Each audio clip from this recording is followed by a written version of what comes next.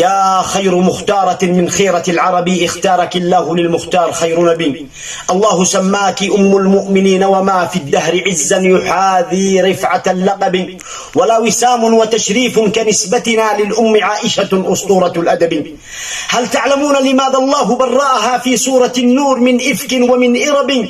ليعلم الخلق أن الأم صافية كالنور دامغة للشك والريب، وأن سيرتها بيضاء ناصعة كالشمس فاضحة للإفك والكذب.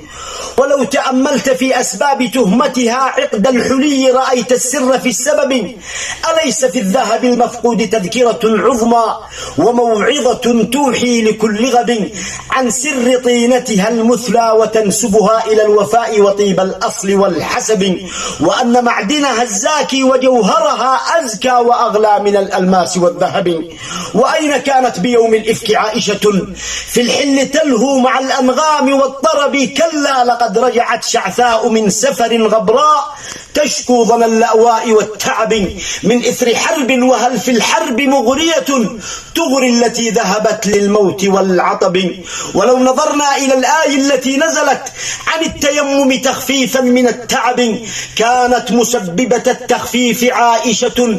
يا للتوافق للطهرين من عجب، طهر التيمم والعصماء عائشة كما توافق طهر البحر بالسحب. قد أكرم الله بالطهرين أمتنا ومن بالخمس تكريما لخير نبي. من زكى عائشة بالوحي فامتلكت عرش الطهارة والأخلاق والأدب. لم تبد زينتها حلا ولا سفرا ولا المقابر أو في السلم والحرب. فاسمع روايتها عن طول حشمتها حتى بحجرتها للرأس والعقب. قالت: لم أترك الستر في نومي ولا سهر من بعد أن دفن الفاروق قرب أب. الله أكبر حتى في تساؤلها عن القيامة يوم الهول والكرب.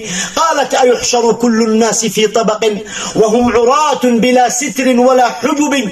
الله أكبر، لم تخش الحساب ولم تخش الصراط ونار الخزي واللهب، بل كل خشيتها في كشف حشمتها يوم التكشف والأبصار عن كثب.